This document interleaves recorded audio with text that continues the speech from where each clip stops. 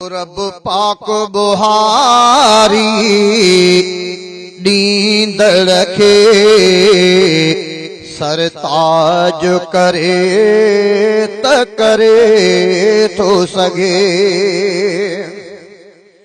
रब पाक बुहारी दींद रखे सरताज करे त करे तो सगे। सरताज के माण्हूअ जो मोहताज करे त करे तो सगे। तू साईं तू सुबहान, तू साईं तू सुबहान, तोखे चारो नाहे चवण। वसंदड़ शहर वीरान करे, वसंदड़ शहर वीरान करे, किथे वसाए वाहन कंहिंखे बेकन बख्शे बकरीअ जी,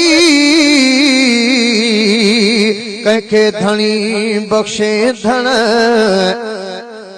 किनखे पाले सुख पाल किन में कंहिंखां पीहाए पाण। कंहिंखे दामुन ॾे दमड़ी, कंहिंखे दामुन ॾे दमड़ी, कंहिंखे माया ॾे थो मण। तेलाहूं ताहण था ॾकन लिंग लतीफ़ जा। रब पाक बुहारी दींद रखे सरताज करे त करे थो सगे। सरताज के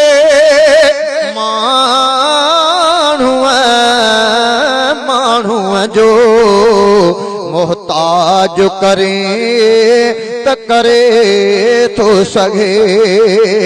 रब पाक बुहारी दींदड़ के सरताज करे त करे तो सगे। ओ हर रोज़ हज़ारे मरीज़न के रब चंहिंजे हथारां दे थो शिफ़ा।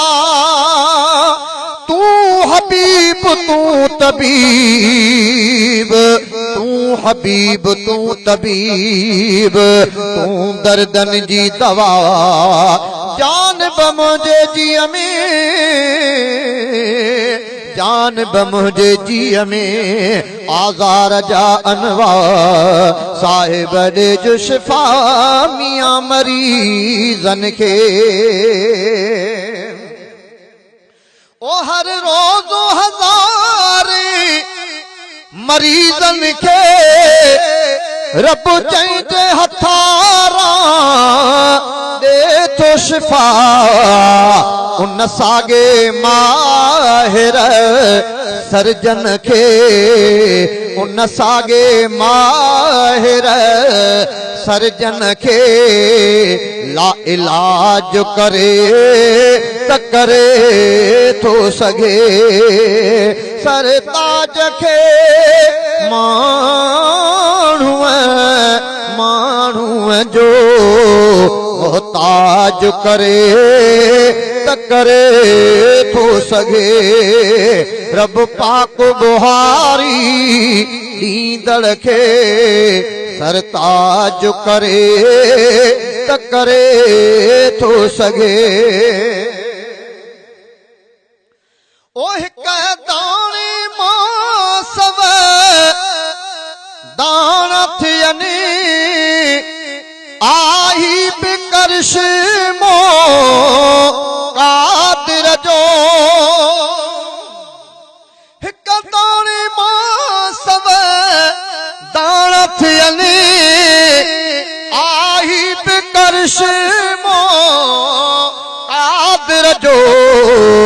जे परवर पे पैदा धरती मां जे परवर पैदा धरती मां न अनाज करे त करे थो सघे जे परवर पैदा धरती मां न अनाज करे त करे थो सघे रब पाक बुहारी ॾींदड़ खे सरताज करे त करे थो सघे रब पाक बुहारी ॾींदड़ खे सरताज करे त करे थो सघे